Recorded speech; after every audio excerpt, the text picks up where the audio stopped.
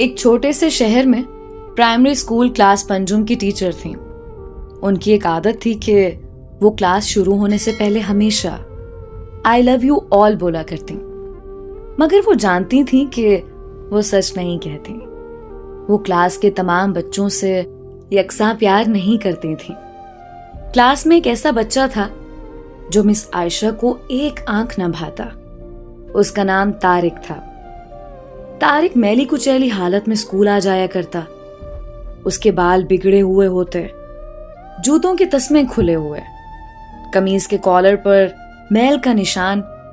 Lecture کے دوران بھی اس کا دھیان کہیں اور ہوتا.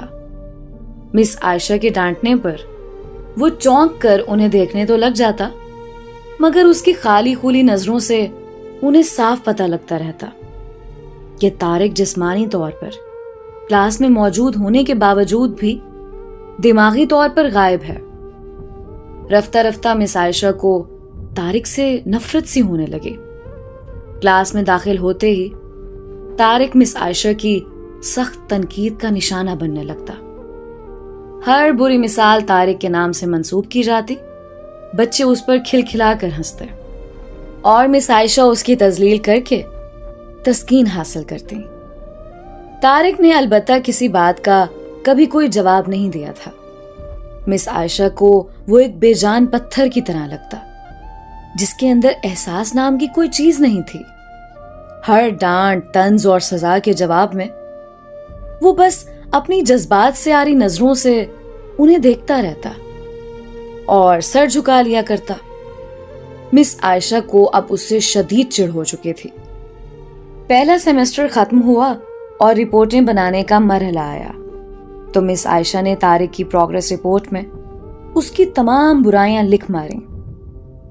پروگریس رپورٹ والدین کو دکھانے سے پہلے ہیڈ مسٹریس کے پاس جایا کرتی تھیں. انہوں نے جب طارق کی رپورٹ دیکھی تو مس عائشہ کو بلایا.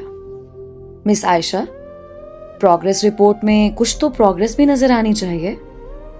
آپ نے تو جو کچھ لکھا ہے اس سے طارق کے والدین اسے بالکل ہی نا امید ہو جائیں گے.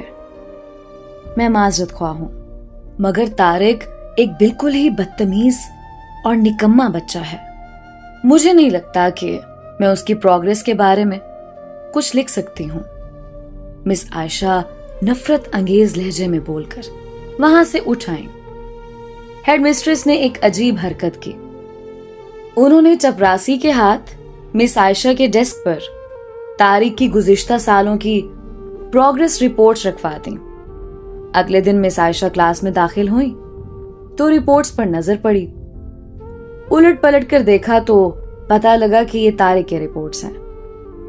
پچھلی کلاسوں میں بھی اس نے یقیناً یہی گل کھلائے ہوں گے، انہوں نے سوچا اور کلاس سوئم کی رپورٹ کھولی. رپورٹ میں ریمارکس پڑھ کر ان کی حیرت کی کوئی انتہا نہ رہی جب انہوں نے دیکھا کہ رپورٹ اس کی تعریفوں سے بھری پڑی ہے. طارق جیسا ذہین بچہ میں نے آج تک نہیں دیکھا. انتہائی حساس بچہ ہے اور اپنے دوستوں اور ٹیچر سے بے حد لگاؤ رکھتا ہے. آخری سیمسٹر میں بھی طارق نے پہلی پوزیشن حاصل کر لی ہے. مس عائشہ نے غیر یقینی کی حالت میں کلاس چہارم کی رپورٹ کھولی. طارق نے اپنی ماں کی بیماری کا بے حد اثر لیا ہے. اس کی توجہ پڑھائی سے ہٹ رہی ہے. طارق کی ماں کو آخری سٹیج کا کینسر تشخیص ہوا ہے. گھر پر اس کا اور کوئی خیال رکھنے والا نہیں ہے، جس کا گہرا اثر اس کی پڑھائی پر پڑا ہے. طارق کی ماں مر چکی ہے اور اس کے ساتھ ہی طارق کی زندگی کی رمق بھی. اسے بچانا پڑے گا اس سے پہلے کہ بہت دیر ہو جائے. مس عائشہ پر لرزہ طاری ہو گیا. کانپتے ہاتھوں سے انہوں نے پروگریس رپورٹ بند کی. آنسو ان کی آنکھوں سے ایک کے بعد ایک گرنے لگے.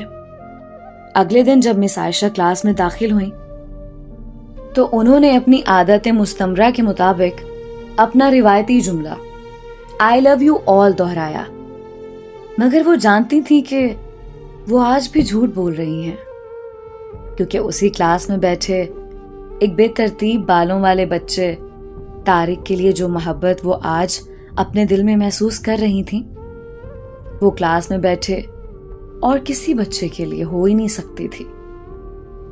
لیکچر کے دوران انہوں نے حسب معمول ایک سوال طارق پر داغا اور ہمیشہ ہی کی طرح طارق نے سر جھکا لیا۔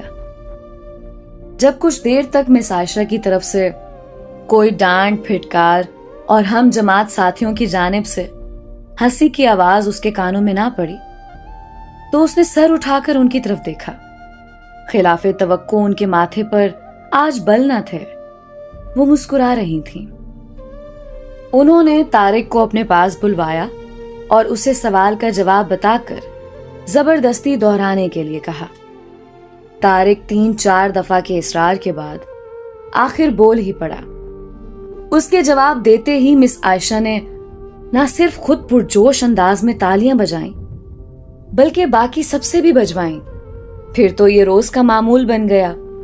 مس عائشہ ہر سوال کا جواب اسے خود بتاتی اور پھر اس کی خوب پذیرائی کرتی۔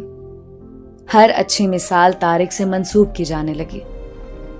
رفتہ رفتہ پرانا طارق سکوت کی قبر پھاڑ کر باہر آ گیا۔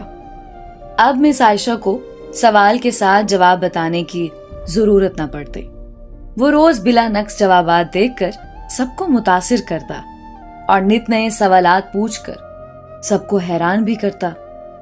اس کے بال اب کسی حد تک سنورے ہوئے تھے، کپڑے بھی کافی حد تک صاف ہوتے جنہیں شاید وہ خود دھونے لگا تھا۔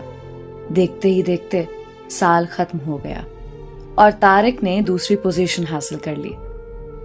الوداعی تقریب میں سب بچے مس عائشہ کے لیے خوبصورت تحفے تحائف لے کر آئے اور مس عائشہ کی ٹیبل پر ڈھیر کرنے لگے۔ ان خوبصورتی سے پیک ہوئے تحائف میں ایک پرانے اخبار میں بد سلیقہ طرز پر پیک ہوا ایک تحفہ بھی پڑا تھا۔ بچے اسے دیکھ کر ہنس پڑے۔ کسی کو جاننے میں دیر نہ لگی کہ تحفے کے نام پر یہ چیز طارق لایا ہوگا۔ مس عائشہ نے تحائف کے اس چھوٹے سے پہاڑ میں سے لپک کر اسے نکالا۔ کھول کر دیکھا تو اس کے اندر ایک لیڈیز پرفیوم کی آدھی